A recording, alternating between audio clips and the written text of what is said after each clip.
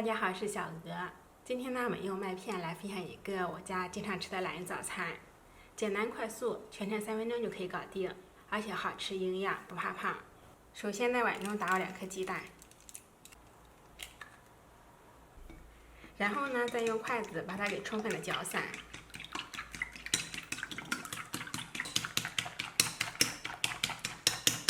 搅好之后呢，我们再冲入刚刚烧开的开水。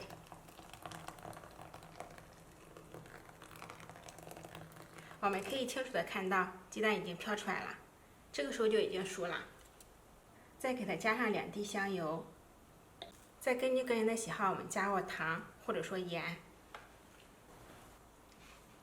这样做出来呢是叫做鸡蛋茶，也叫做早餐茶，它的营养价值非常的丰富。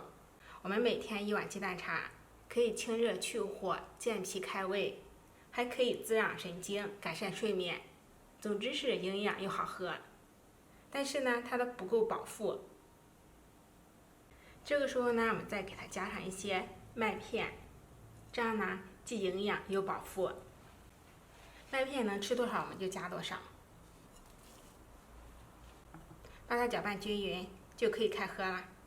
这样做出来的鸡蛋茶泡麦片呢，既营养又好喝，而且还饱腹。